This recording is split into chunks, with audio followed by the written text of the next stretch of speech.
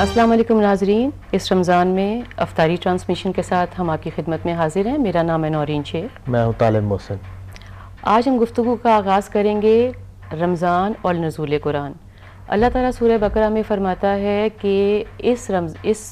مبارک مہینے کو میں نے عبادت کا مہینہ بنا دیا،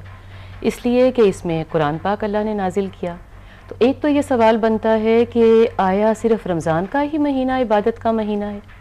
اور ایک یہ سوال بنتا ہے کہ اللہ پاک نے کیا سارا قرآن ہی رمضان میں نازل کیا، یا قرآن نازل کرنا شروع کیا رمضان میں، یا قرآن کو مکمل کیا رمضان میں؟ اس میں ہم گفتگو کریں گے، حالانکہ ہمارے پہ عیاں ہے یہ کہ قرآن آہستہ آہستہ حضور پاک پر 23 سال میں مکمل ہوا۔ جی طالب صاحب، قرآن مجید میں 2 جگہوں پر قرآن مجید کے نزول کا ذکر ہوا ہے، بلکہ شاید ایک آدھ اور جگہ بھی ہے جہاں اس حوالے سے بات ہوئی ہے۔ ایک تو خود رمضان کے حوالے سے، روزے کے احکام کے حوالے سے جو آیات ہیں اس میں ہے کہ شہر رمضان الذی انزل فیہ القرآن، کہ یہ رمضان کا مہینہ ہے جس میں قرآن نازل کیا گیا۔ پھر سورہ قدر میں جا کے آخر میں آتی ہے، اس میں کہا گیا کہ انا انزلناہ فی لیلۃ القدر، کہ ہم نے اس قرآن کو لیلۃ القدر میں نازل کیا۔ تو ان دونوں کے حوالے سے جیسے آپ نے کہا کہ یہ سوال ذہن میں آتا ہے کہ یہاں قرآن نازل ہونے سے کیا مراد ہے؟ بالکل، کیا پورا قرآن نازل کر دیا گیا یا قرآن نازل ہونے کا آغاز ہوا؟ کیونکہ ہمیں ایک دوسری حقیقت بھی معلوم ہے جس کا آپ ذکر کر رہی تھی کہ قرآن مجید جو ہے وہ 23 سالوں میں آہستہ آہستہ ضرورت کے مطابق حضور پاک کو نبی صلی اللہ علیہ وسلم پر نازل ہوتا رہا، اور اس طرح کی روایات بھی اور واقعات بھی ملتے ہیں کہ حضور کو انتظار ہوتا تھا کہ کوئی وحی آئے اور وہ لوگوں کے سوالات کے جواب دیں اور ان کو لوگوں کو بتائیں۔ تو اس سے یہ واضح ہوتا ہے کہ بھئی قرآن مجید جو ہے وہ یک مشت ایک ہی مرتبہ نازل نہیں کیا گیا۔ تو 2 اس کی حل علماء نے کیے ہیں۔ ایک نقطہ نظر تو یہ ہے کہ آسمان دنیا پر قرآن پورا اتار دیا گیا تھا اور پھر وہاں سے جبریل ضرورت کے مطابق نبی صلی اللہ علیہ وسلم کو دیتے رہے،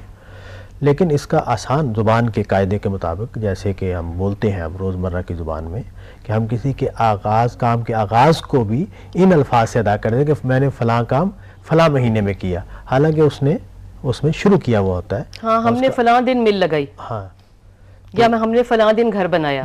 آغاز کا ہی ذکر، آغاز ہی کا ذکر ہو رہا ہوتا ہے۔ تو اسی معنی میں قرآن مجید میں یہ بات بیان ہوئی ہے کہ اس مہینے سے آغاز ہوا ہے، اور یہ بات بالکل زبان کے قاعدوں کے مطابق ہے۔ اس میں طالب صاحب، کامن سینس پہ تو خیر یہ سوال بنتا ہی نہیں ہے، لیکن پھر بھی ڈسکشنز میں یہ سوال آتے ہیں، اس لیے میں نے کہا کہ یہ ذرا ہم اس پہ نظر ڈالیں۔ حالانکہ قرآن رمضان میں نازل ہو یا رمضان میں مکمل ہو، اس سے ایمان پہ تو کوئی فرق نہیں پڑتا۔ اور میرا خیال یہ ہے کہ آسانی انسان کی زندگی میں اس طرح ہے کہ اگر جن چیزوں سے آپ کے ایمان پہ فرق نہیں پڑتا، آپ کے اجر میں، آپ کی آخرت میں فرق نہیں پڑتا، ان آیات کو آیات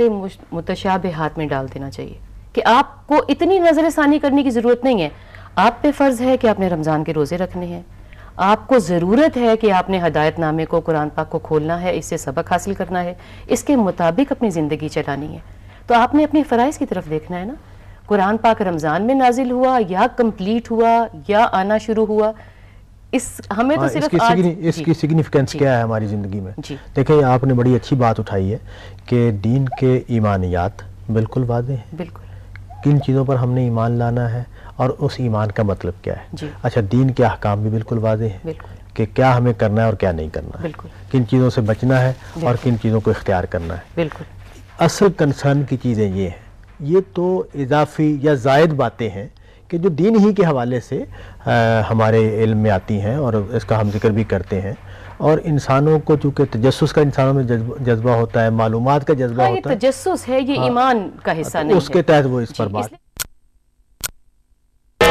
This time check was brought to you by لاسانی ارکیمیزل۔ لاسانی کا ارکیمیزل موٹاپے کی وجوہات کو کم کرنے کے لیے مؤثر دوا۔ لاسانی ارکیمیزل، وزن گھٹائیں، صحت پائیں۔ تمام دوائیں بچوں کے پاؤں سے دور رکھیں، طبیعت زیادہ خراب ہو تو ڈاکٹر سے رجوع میں سمجھ لینی چاہیے کہ یہ اصل میں اضافی معلومات ہیں، اور اس پر نہ تقوی منحصر ہے نہ عملی زندگی منحصر ہے۔ اس میں کوئی بھی رائے ہو،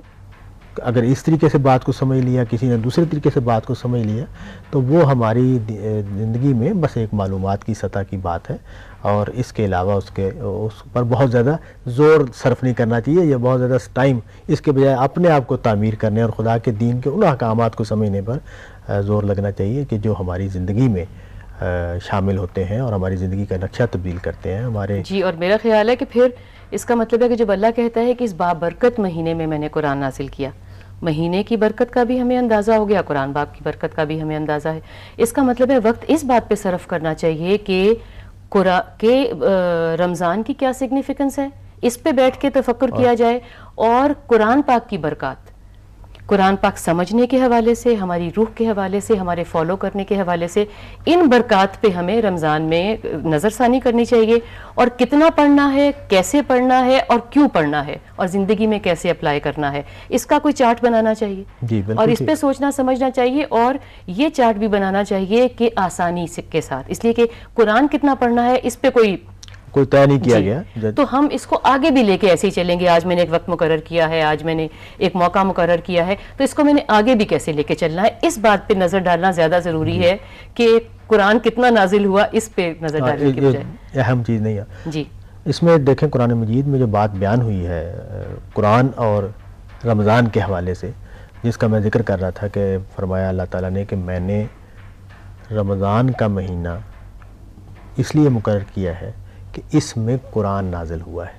اس کا مطلب یہ ہے، اور پھر آگے جا کے کہا کہ روزے اس لیے فرض کیے گئے ہیں تاکہ تم اللہ کی کبریائی کرو، اللہ کی بڑائی بیان کرو، اور اللہ کے شکر گزار بندے بنو. اس کا مطلب ہے کہ ٹرائنگل بنتا ہے، ایک ٹرائنگل بنتا ہے، اور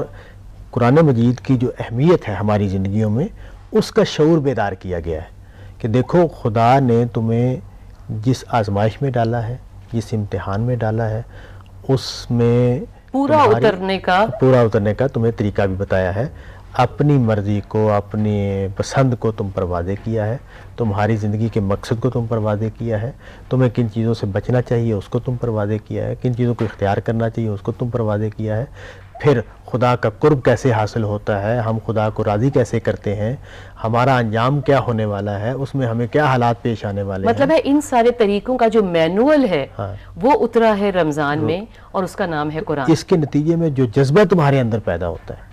وہ شکر گزاری کا جذبہ ہے، وہ اللہ تعالیٰ کی عظمت کے احساس کا جذبہ ہے، اور اس کے احسان کو محسوس کرنے کا، اور اس کو ایک بڑے منعم کے طور پر ریسیو کرنے کی بات ہے. تو اس کو قرآن نے بیان کیا کہ تاکہ تم اللہ کی بڑائی بیان کرو، اس ہدایت کے ملنے پر، اور اس کے شکر گزار بندے بنو. یہ اصل سگنیفیکنس ہے اس بات کی کہ نزول قرآن کا مہینہ ہے. پھر اس مہینے میں آپ دیکھیں کہ ہماری امت نے